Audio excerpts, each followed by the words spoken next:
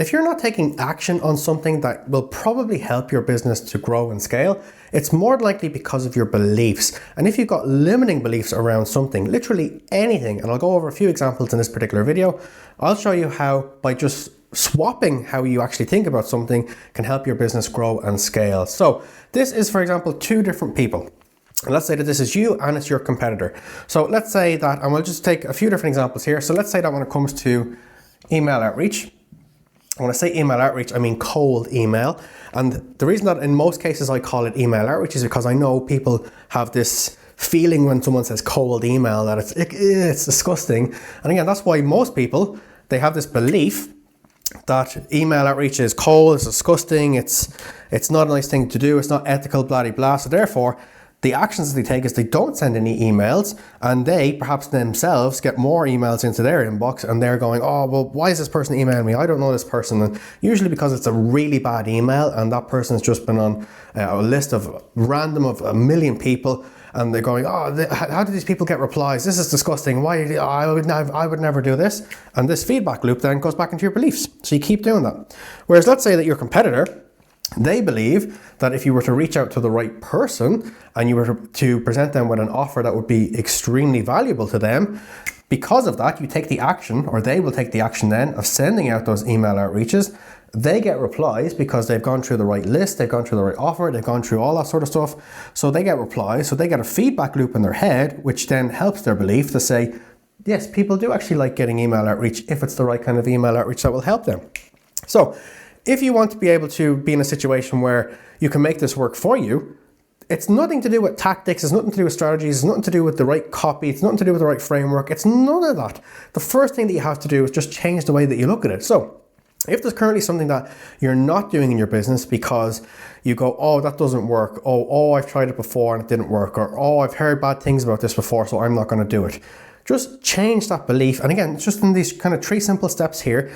If you were to change your belief about it, what action would you take? You'd probably do the thing that you need to do rather than not doing it. And therefore, would you be able to get a positive feedback loop instead? So instead of having this red negative feedback loop and beliefs and actions going on, you have this green positive. So obviously then you're getting replies as well. So another one, and again, I'm going to go over a few examples because this literally is the same way that this works with anything. And I've come across so many businesses in the last 20 years where I've heard this, I would say nonsense, because it's just, again, it's just about the beliefs that they particularly have, okay? So let's say that it's ads, okay? So it doesn't matter whether this is Google ads, it's Meta ads, it's YouTube ads, it doesn't matter, okay? But I hear from so many businesses, or have heard from so many businesses in the past, when I ask them about doing ads, they go, oh, ads don't work, right? Which is just a blatant false, like objectively that is just false, because there's millions of businesses all over the world that are constantly running ads and getting positive ROI from them. So it's not a case of ads don't work. They don't work for you. And there's probably a load of different reasons that's the case, okay? So again, this could be a case of, oh, ads don't work. Why? Because we took the action of trying ads before and it didn't work. And that gave us a feedback loop that ads don't work. It's just a scam, and all these big companies are just taking small businesses' money, whatever it might be as well, okay? Or even enterprise money if that's the stage you're at, okay? Whereas someone else can say, oh, ads must work because I see all these mega huge businesses doing it, and why would they be pouring that much money into these ads if it didn't work? And they have whole teams of finance people who are looking at the ROI on that, so therefore it must be something that is beneficial, so I'm going to take the action of actually running these ads. Now, here's the thing where most businesses go wrong with something like this, and again, it doesn't matter whether it's ads or email like we just spoke about as well, there's usually a point in here where something else needs to change as well, okay? So initially, your feedback will be, well, I haven't gotten an ROI from this overnight, and that's how I thought that all this sort of stuff worked. That's where most businesses go wrong. And the reason for that is because there's a lot of false information. In fact, the vast majority of the information is out there about ads and email, about how fast they work and all this sort of stuff, and about all these different young guys that have this magic system that can fix everything overnight. Again, a lot of companies have been burned from stuff like that, okay? So the action that these people then take, and by the way, let's assume that you're doing it yourself in-house, and say, well, this hasn't really worked for me, so I don't know. But you have to then put another action in here as well, which is, well, I've only been doing this for, let's say, a week or a month, okay? Or 1 quarter, and I haven't really figured it out. But by the time a whole quarter comes around, you have so much data about what comes back on. If it's ads, for example, let's say that it's search engine marketing, it's Google Ads, what people are typing in, what people are clicking, what people are putting in that, but they probably shouldn't be clicking on your ad particular for. And then again, then you learn about negative keywords. So you put those words into your negative keywords. Then you learn about match types and you go, oh, actually, I didn't know about this. Now I can do this, this, and this. So you have to get better over time as well. So then you start doing that. You take, and again, more actions here based on these new updates that you have and all this new data and this new knowledge that you have. So then your actions that you take, which again is more optimization of those particular ads, they actually get better results. So the feedback then becomes, oh, I believe that ads work because I have the proof of it here. So again, there's extra steps that need to happen here for that. Whereas the people who have the limiting beliefs are the people who go, right, I threw a load of keywords into Google Ads and it didn't work for me because I tried it, I switched it on and it didn't work, it didn't fix everything overnight. That's where these limiting beliefs actually come from, is because again, we live in an instant gratification world where that's not how it works in business. That's not how reality works in business. So again, let's look at another example here. So let's say that it's not even ads. Let's say that it is, I don't know off the top of my head, let's say that it's content, okay? So let's say that you're creating YouTube videos like what you see here. So again, it's a case of YouTube videos don't work for businesses because any business I see, they don't actually have a lot of views on YouTube. Whereas if you look at the likes of Mr. Beast or something, they get millions and millions of views. No business has cracked this yet, okay? Which again is the wrong way to be looking at it. So therefore, the action is, well, why would I spend my time putting together YouTube videos? That doesn't make any sense. No one's going to look at them. I can see the bad views that people get as well. So then the feedback loop that you get to yourself is, well, every time I see a business video on YouTube, well, actually, it doesn't have a lot of views, so it must not be great, okay? But what you're not understanding there is that you are seeing those videos on YouTube. And the only reason that you know that they have quote unquote low views is because you are seeing them. You are looking them up. You only look these up if you have a particular problem that you believe that video will solve and you view it. That's the differentiation that you need to understand from business YouTube and entertainment YouTube. You're not trying to entertain the world like these massive YouTubers. You're not trying to get millions of subscribers. You're not trying to get millions of views. It's practically impossible for the vast majority of businesses in this day and age, if they did get 1 million views, for those million people who did watch it, those million unique viewers, that they would actually want to go ahead and buy your product or your service. That's just not how it works in reality.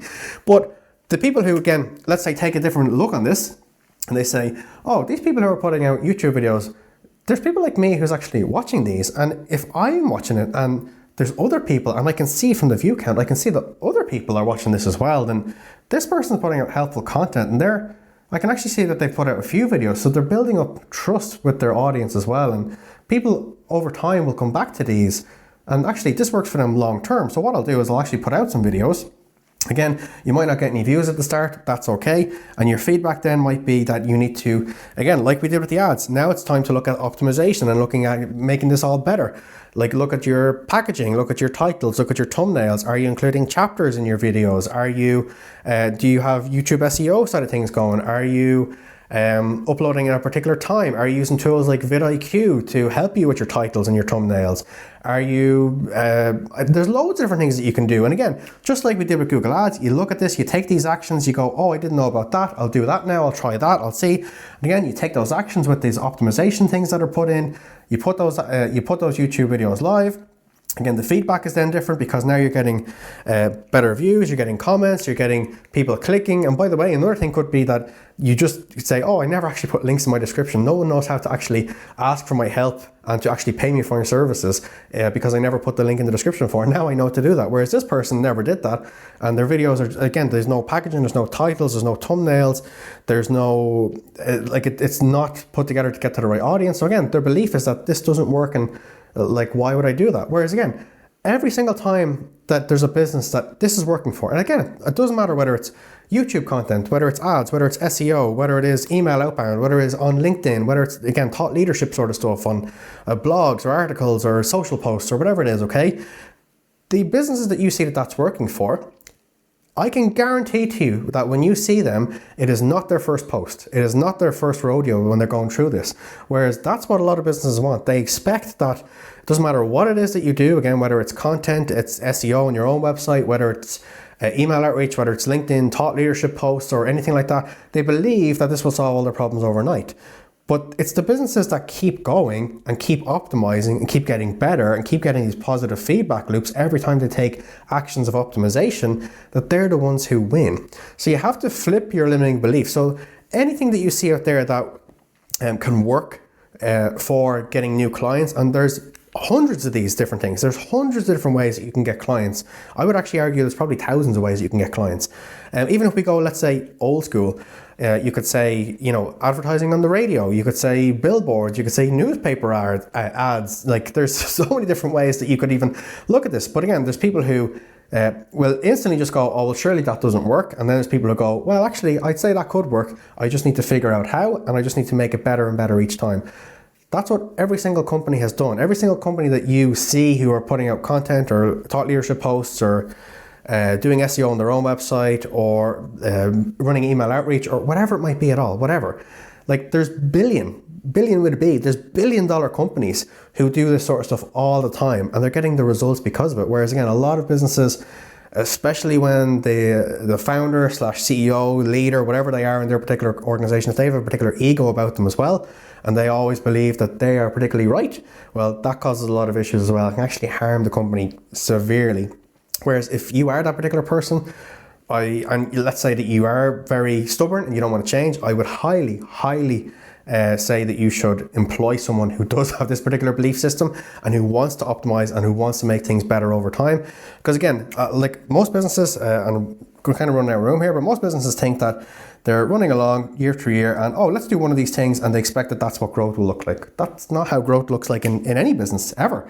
And again, if you look at any company that's publicly traded, if you look up their ticker online, which is basically just where they've been in the stock market, usually what happens is there's very, very slow growth at the start, and then there's peaks and there's troughs and there's peaks and troughs and peaks and troughs and peaks and troughs and peaks and troughs.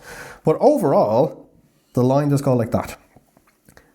But the only way that they got there is because this is the exact same thing here. They tried something, maybe it didn't work. Then they tried something else and it did work. Then they tried something else. Okay, that didn't work, but we're still better off than where we were. So how do we fix this? How do we optimize it? Let's look at the data, and then it gets better. And then this is how literally any business in the entire history of the world, that's how any business has grown. So if hopefully this video has opened up your mind a little bit to, do you potentially have limiting beliefs? And the next time you come across something that says, surely that won't work, maybe just try and flip the script in your head a little bit to see, well, actually, if I thought this way, I would take this action. And if I took that action, then this would possibly be the result. And if that's not the result that I get immediately, it's because I need to learn a bit more. I need to upskill. I need to optimize. I need to look at the data. I need to fix a few things here and there. I need to figure all this sort of stuff out. So there's loads of different ways that you can get clients. And the reason that the vast majority of companies are not doing it is because there's somebody who makes the decisions who has a limiting belief around all this sort of stuff, or they've had a bad experience themselves. And because they've had a bad experience themselves in the past, that really feeds back into the way that they actually think and the actions that they potentially take based on that as well, okay? This is one of the things that we talk about at the very start when people come into A3, because you have to make sure that you have a belief system that says, if I do this sort of stuff, it's going to work. Whereas if you have a belief system that says, this is not going to work for me, then you're just doomed from the start. So look, if you want to know more about how to overcome a lot of this sort of stuff, like we do with our clients in A3, you can check out the first link in the description.